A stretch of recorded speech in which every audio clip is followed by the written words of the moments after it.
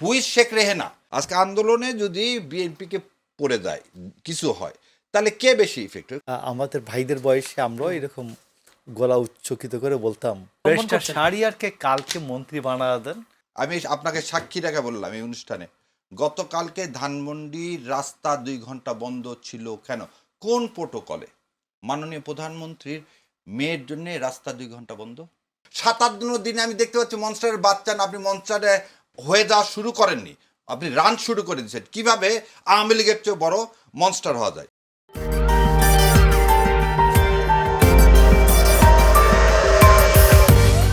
133টা অধ্যাদেশ দিচ্ছেন আপনি, কিছু অধ্যাদেশ অ্যাক্টে পরিণত করলেন, কিছু অধ্যাদেশ মানলেন না। তার মানে কি আপনি কিন্তু ইনডিরেক্টলি ডক্টর ইউনূস সরকারের আপনি কিন্তু লেজিটিমেসি নিয়ে কোশ্চিন তুলে ফেললেন। তাহলে ইউনূস সরকারের কিছু কাজ আমি মেনে নিলাম, কিছু কাজ মেনে নিলাম। মেনে নেওয়াটা কিন্তু আরেকটা তো বৈধতা দেওয়া। তাহলে সরকারের কিছু কাজকে বৈধতা দিলাম, কিছু কাজকে অবৈধ ঘোষণা করে ফেলে দিলাম ল্যাপস অফ টাইমে। তাহলে ভবিষ্যতে এটা একটা বিরাট কোশ্চেন এসে যাবে না যে ইউনূস সরকারের কিছু পরে পার্লামেন্ট ইউনূস সরকার কিছু কাজকে বৈধতা দান করলেন, কিছু কাজকে অবৈধতা দান করলেন, যেন কমিশন গঠনগুলো। আচ্ছা, কমিশন গঠনগুলো কনসেনসাস কমিশন থেকে শুরু করে গুম কমিশন থেকে সব কিছু, এই কমিশনগুলো তাহলে এখতিয়ার বহির্ভূত। কথাটা আপনি বুঝে নেন, এখতিয়ার বহির্ভূত। তাহলে তাহলে ইউনূস সরকার এখতিয়ার বহির্ভূত কাজ করছে। এই যখন এরকম যদি কোশ্চিন আসে তখন পুরা সরকারের লেজিটিমেসি নিয়ে কোশ্চিন আসবে। আমি নিজে পার্সোনালি এটা প্রস্তাব করছিলাম, আগেও পড়ছি। সেটা হচ্ছে আমাদের দেশে দুটা আগের প্রিভিয়াস ইতিহাস আছে, তখন কনস্টিটিউশন সাসপেন্ড করা হয়েছে। তারপরে কি 5th অ্যামেন্ডমেন্ট এবং 7th amendment. 5th amendment pass হয়েছে জিয়াউর রহমানের সময়। ডেটটা আপনি একটু খেয়াল করে দেন। 5th অ্যামেন্ডমেন্টে লেজিটিমেসি দিল গভর্নমেন্টের কোন কোন কাজকে? 15ই আগস্ট 1975 থেকে 9/4/1979 সাল, মানে 9/4/79 সাল, মানে যেদিন প্রথম পার্লামেন্টটা বসে। তাহলে আপনি একই কাজটা এবারে করতে পারতেন 5 তারিখ 5/8/2024 থেকে ঠিক 12/3/2026 পর্যন্ত আপনি পুরা কাজটাকে কি করতে পারতেন? লেজিটিমেসি দিয়ে দিতে পারতেন একটা আইনের মধ্যে। তাহলে হয়ে যেত কি 133টা নিয়ে কোনো কথা থাকতো না। দ্বিতীয় কথা, এই যে যেটা প্রস্তাব করছেন, ধরে নেন আমি আপনার কথা ফর দ্য টাইম বিং আমি মেনে নিলাম কিছু আইনে বিএনপির কথা মতো সমস্যা আছে।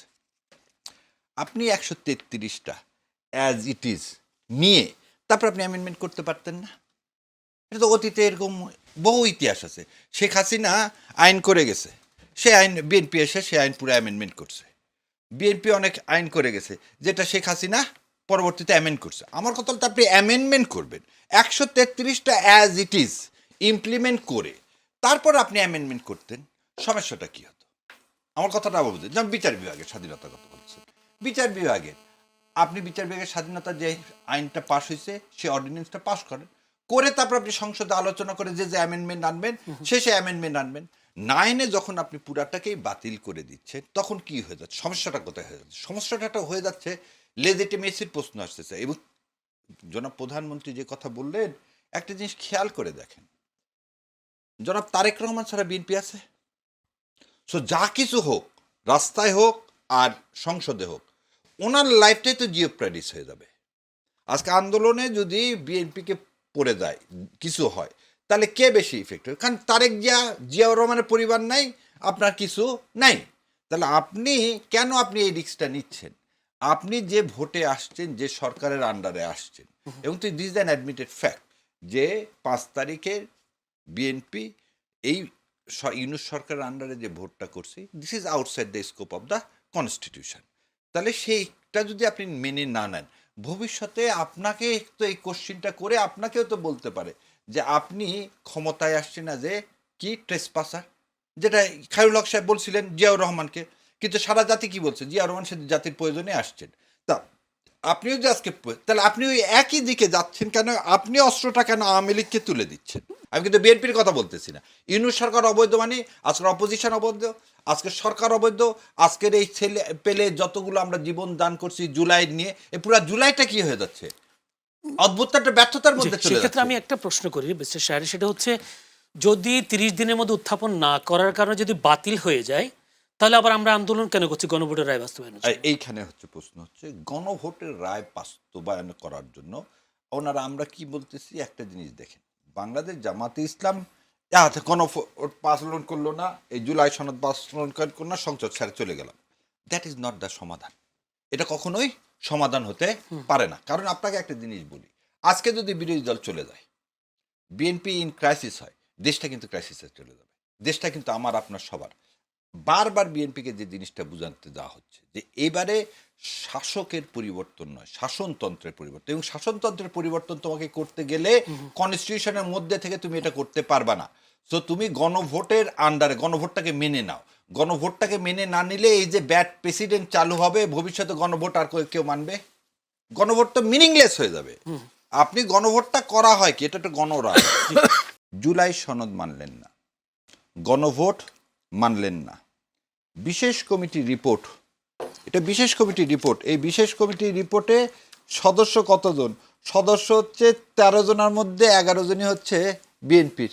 বিশেষ কমিটির 10 নম্বরে ছিল 15টা অধ্যাদেশ এই খতে। সেদিন এটা জিজ্ঞাসা করছে সালাউদ্দিন সাহেবকে সাংবাদিকরা, উনি উত্তর দিতে পারেননি। বিশেষ কমিটির রিপোর্ট মানেননি। আপনি কি করছেন? 64টি জেলায় 15 খতে কি আছে যদি একটু খুলে বলতে? 15 খতে আছে হচ্ছে 15টি অধ্যাদেশ সংশোধিত আকারে সংশ্লিষ্ট মন্ত্রণালয়ের মাধ্যমে সরকার বিল উত্থাপন করবেন। কোথায়? ওই 30 দিনের মধ্যে। 30 দিনের মধ্যে। সেটাও করলেন না। আপনি সমস্ত সিটি কর্পোরেশনে আপনার দলের লোককে বসালেন। 64টা জেলায় যারা পরাজিত এমপি প্রার্থী ছিল তাদেরকে আপনি বসালেন। ক্রিকেটের ফিল্ডে যা হলো তা তো হলোই। আরও লজ্জাজনক বলতেছি, সমস্ত বিশ্ববিদ্যালয়ে ভিসি চেঞ্জ করলেন। আরও বলতেছি কি করছেন, সেদিন আমি আমার কাছে ডাক্তারদের লিস্ট আসছে, ডাক্তারদের এক ডাক্তার সাহেবকে, মুগদার প্রিন্সিপাল, তাকে ট্রান্সফার করে দেওয়া হয়েছে ঢাকা মেডিকেল কলেজে কি হিসাবে, ডিপার্টমেন্টে হেড হিসাবে। তাকে সেখানে বসতে দেয়নি ভাই, জয়েন করতে দেয়নি, না করতে দেয় তাকে এখন কি করছে, ওএসডি করে কোথায় নিয়ে গেছে? স্বাস্থ্য মন্ত্রণালয়।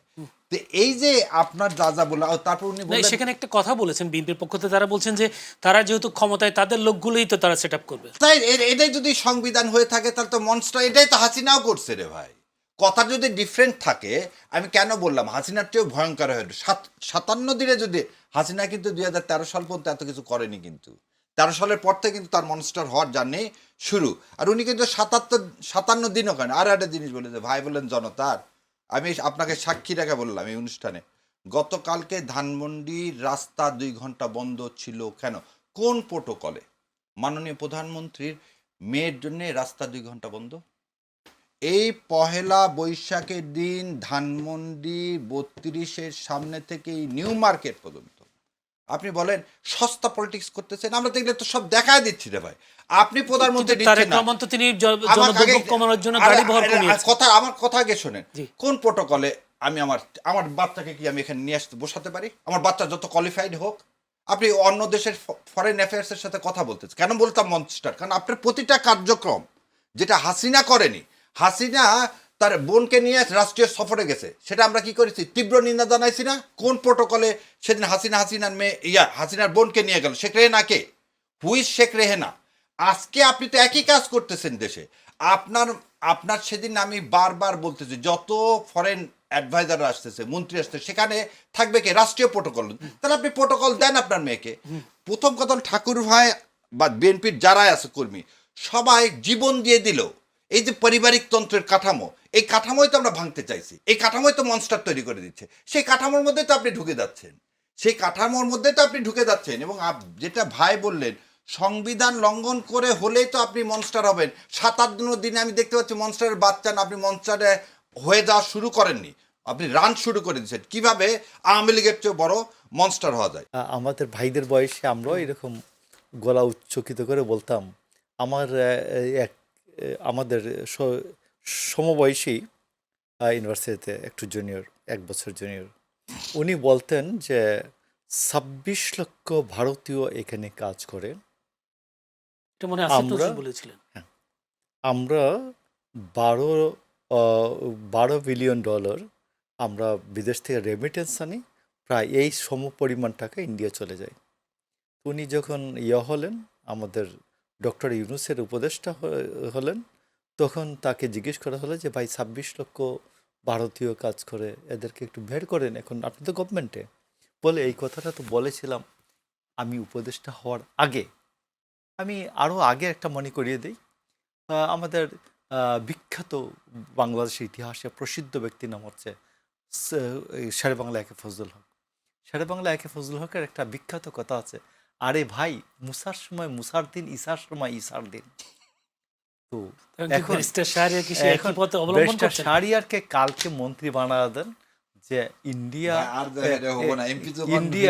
ইন্ডিয়া আরে ইয়া টেকনোক্রেট কোথায় মন্ত্রী বানায় দেন, যে ইন্ডিয়ানরা কোথায় কোথায় কাজ করে ইলিগালি, এটা বের করে দেন, শ্রম জনশক্তির দায়িত্ব দিয়ে দেন। আমি ক্ষমতায় যখন ছিলাম না গত 17 বছর, আমার পরিণতি কী ছিল আমরা সেটা ফেস করেছি তো নাকি? আমরা তো গুপ্ত হই নাই, সুপ্ত হই নাই, কারোর সাথে গিয়ে আমাদের ছেলেরা ছাত্রলীগে তো গিয়ে জয়েন করে নাই, আমাদের ছেলেরা নৌকা নৌকা বলে তো স্লোগান দেয় নাই। তো আমি আপনাকে বলছি যে বিএনপি এখন আপনি খুঁজেন যে এখন যারা বিশাল বিপ্লবী, এরা কারা কারা বিপ্লবী নৌকা স্লোগান দিয়েছেন। আমি আপনাকে বলি যে বিএনপি তার যে একটা গণসংগঠন হিসেবে মাস পলিটিক্যাল পার্টি হিসাবে যেটুকুন তার দরকার জনগণের অভিপ্রায় অনুযায়ী কর্মসূচি প্রণয়ন করা, জনগণের অভিপ্রায় অনুযায়ী আন্দোলন করা, এটা বিএনপি করবে। বিএনপি কারোর মধ্যে বিলীন হবে না, বিএনপি কারোর মধ্যে গুপ্ত হবে না, সুপ্তও হবে না। আমি আপনাকে বলছি বিএনপির মতো পলিসিটা করবে। এবং সেই সাথে আপনি এটাও আশা করেন যে জুলাই সনদ বাস্তবায়ন বিএনপি করবে? জুলাই সনদ বাস্তবায়ন প্রধানমন্ত্রী নিজে প্রতিজ্ঞা করতে অঙ্গীকার করছেন, তারপরে আপনি বলবেন যে না এটা বিশ্বাস করি না, আপনি থট পলিসিং করছেন। তো এই বইটার 238 নম্বর পাতার আমি 3টা লাইন একটু পড়ে শুনে আপনাকে। শেখ মুজিব হয়ে ওঠেন বাংলাদেশের বাকশালের এক আতঙ্কজনক ডিক্টেটর, এবং তার 5 মাস পর জুন 1975-এ সাম্যবাদী ইন্দিরা গান্ধী হয়ে ওঠেন ভারতের ডিক্টেটর। পাকিস্তানিরা যে হুঁশিয়ারি উচ্চারণ করে এসেছিলেন, অর্থাৎ বাংলাদেশ হজম হয়ে যাবে ভারতের পেটে, শব্দটা দেখেন, বাংলাদেশ হজম হয়ে যাবে ভারতের পেটে, তা অনন্ত সাধারণ মানুষের সামনে জল জল মান সত্য রূপে প্রতিষ্ঠিত হয়। দেখেন ওই ডাক্তার, সত্য মানে প্রতিষ্ঠিত হয়।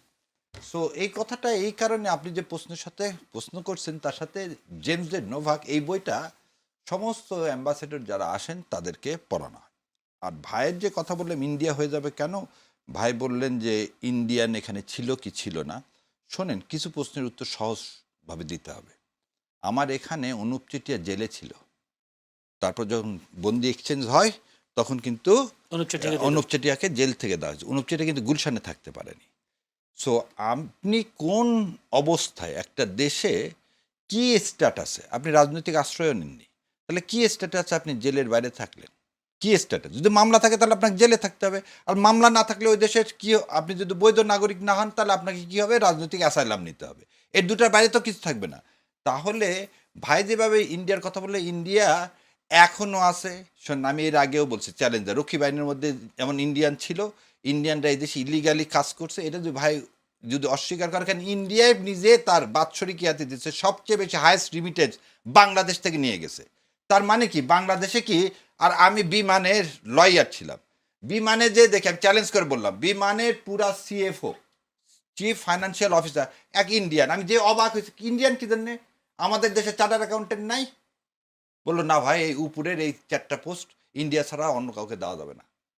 আপনি জানেন এই অবস্থা ছিল হাসিনার সময়, এবং আমি তো বললাম যে আমি এই চ্যালেঞ্জ দিলাম যে যা দেখেন ওই সময় কিভাবে এই লোকগুলো তাদের সেখানে ছিল। তাহলে পরে যদি ভাই বলে যে না ইন্ডিয়ান ছিল না, কিছু করার নাই। দ্বিতীয় কথা শুনেন, ভারতের বিরোধিতা করা, ভারতের সাথে ইনসাফ ভিত্তিক সম্পর্ক চাই, নেইবার তো চেঞ্জ করতে পারবো না, কিন্তু ভারতের আধিপত্য মেনে ভারতের কাছে কি আমরা হায়দ্রাবাদ বা সিকিম হয়ে যাব? না। আর 71 প্রশ্নে একটা বারবার বলছি, 71 প্রশ্নে বাংলাদেশ জামাত ইসলামের 25শে মার্চের পরে যে ভূমিকা ছিল সেটা রাজনৈতিক ভুল ছিল। আমি যখন আপনাকে ফ্লোর দিব আপনি আবার এই কথার উত্তর দিবেন। এই অনুষ্ঠান কিভাবে চলবে